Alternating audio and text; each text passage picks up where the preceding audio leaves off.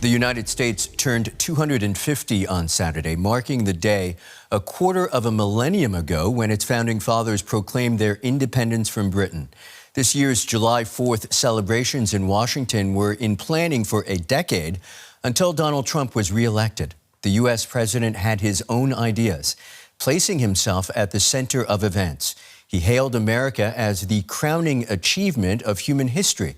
Even as he used the event to renew his attack on domestic opponents he branded communists.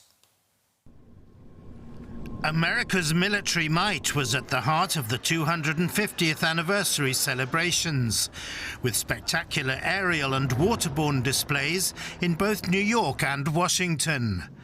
Despite the extreme heat in many areas, citizens in their millions turned out to mark what some were calling the semi-quincentennial. The National Mall in Washington had to be evacuated because of the weather conditions, but it didn't dampen spirits. We love America, we love our country. This is America 250. We should celebrate no matter who you are, who you support. And of course, the commander-in-chief was not shy about taking center stage, flanked by a string of U.S. military veterans. Delayed by the weather, President Donald Trump had promised to make a long speech. In the event, it was both lengthy and upbeat. Over 250 years, the world has seen the great empires, vast kingdoms, mighty nations, and terrible tyrants. They came and they went. But after 2.5 centuries, this American republic still stands tall and strong, and we love each other. That showed tonight. You heard it was over, and what happened? You came back.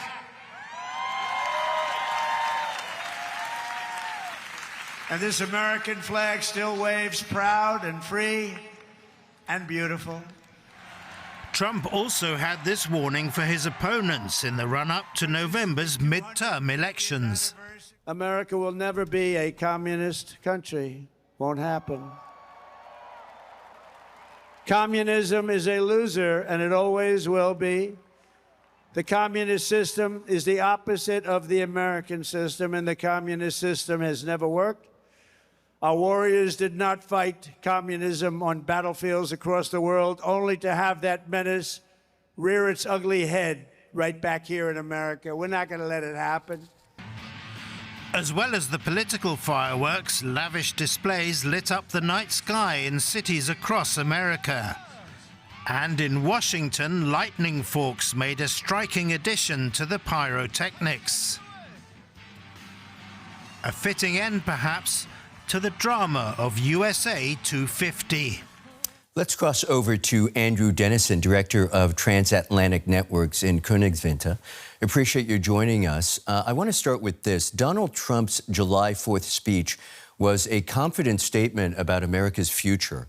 I'm curious, from a European perspective, what message did allies hear? And is it more likely to strengthen or complicate the transatlantic relationship? I think the allies weren't surprised that Donald Trump took every opportunity to talk about how great he was and how great his country is. I hope that the allies judge America by more than Donald Trump's words. If you look across the country and see how Americans celebrated the 4th of July, you see a society, you see communities that really are still very connected to one another, that are trying to build a better America, that are still trying to live by the ideals of the founding fathers, unity in diversity. So the allies, when they look to America, yes, they should look to Donald Trump, and you can't ignore him, but they should remember that the interests and institutions of the United States are a lot more powerful than Donald Trump. You've said specifically that the transatlantic relationship is based on trust.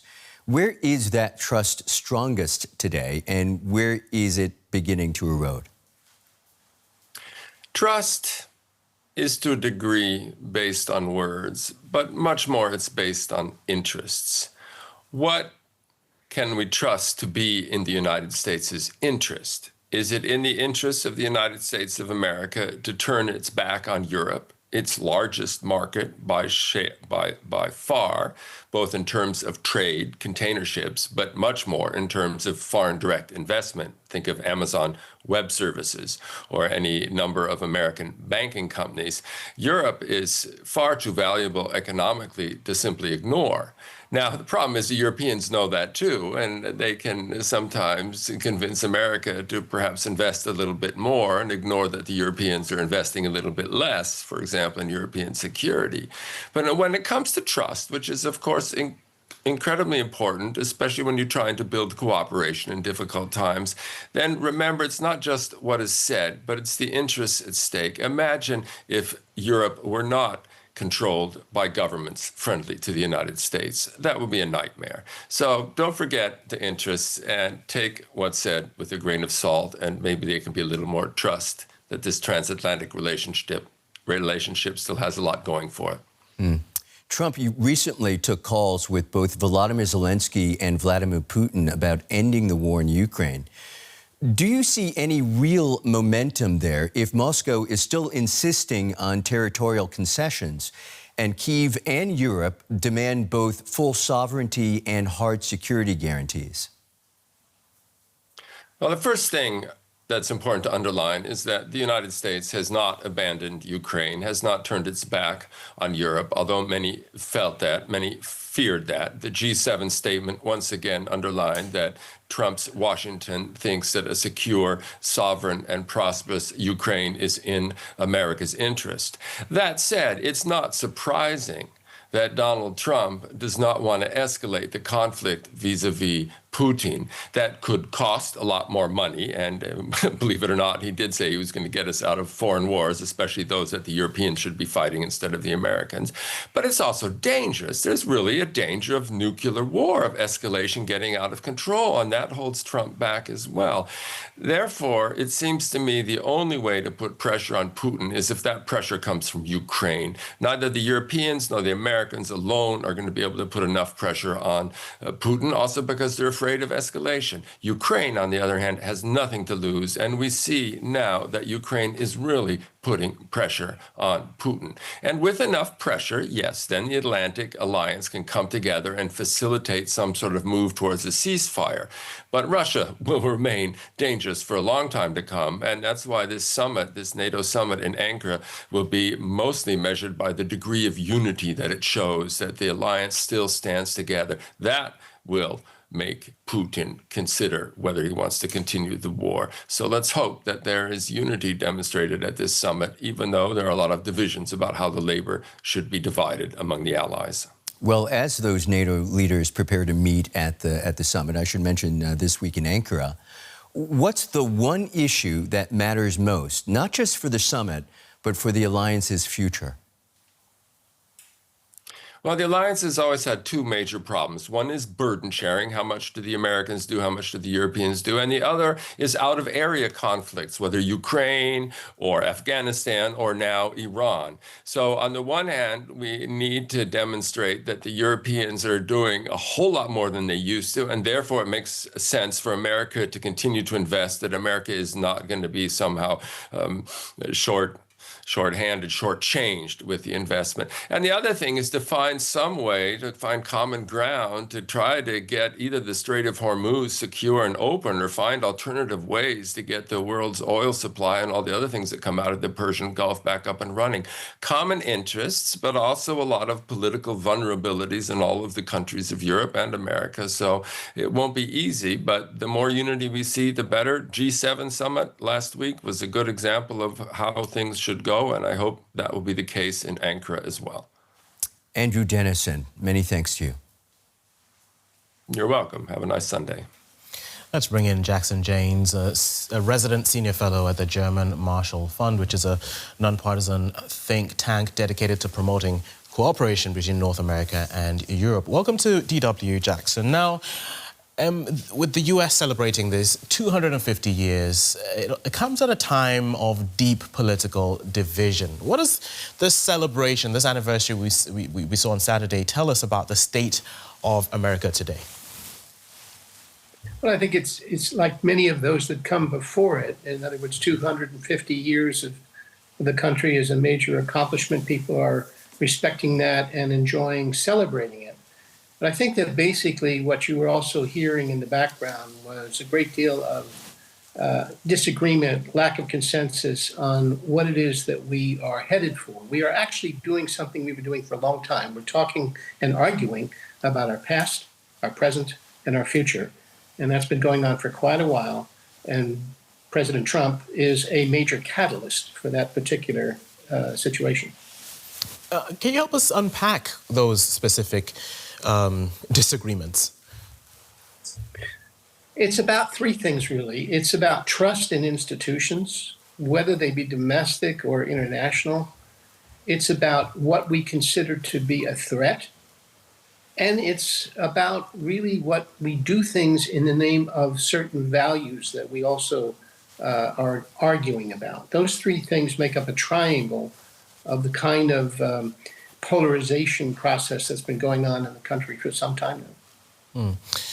From looking from the outside, people look at America as the sort of military power, but also a sort of democratic standard bearer, but also just, America the Great. And we're just wondering how much of America's influence today still comes from its values, its sort of traditional values.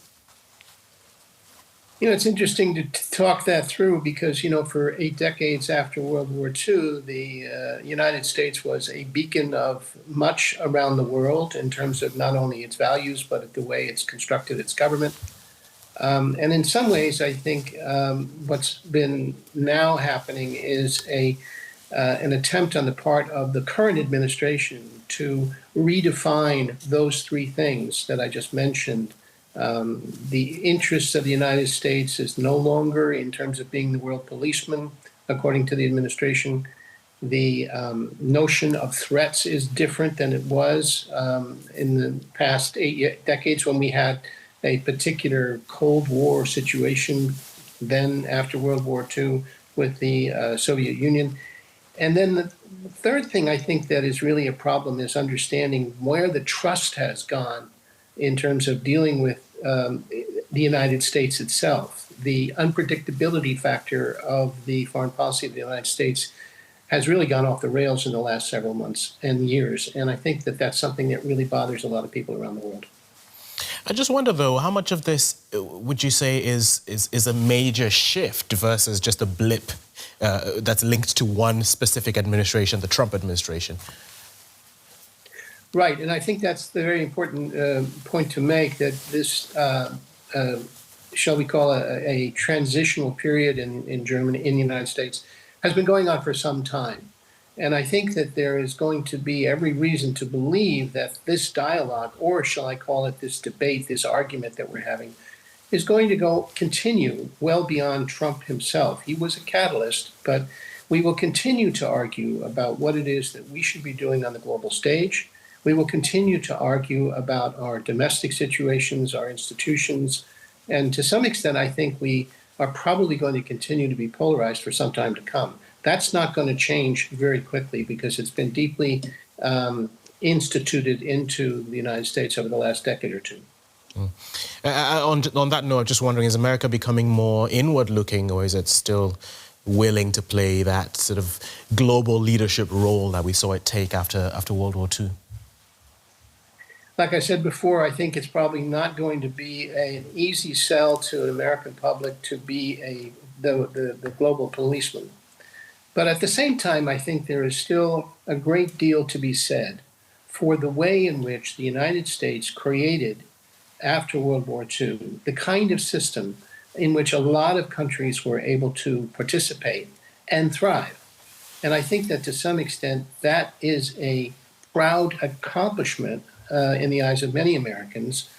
The idea of retreating from that or looking at isolationist trends and tendencies and discussions, I don't think speaks for the entire United States. I think a lot of people still want to be front and center on the global stage, but with friends and allies. Jackson Janes from the German Marshall Fund. It's been great getting your thoughts on this. Thank you very much. My great pleasure.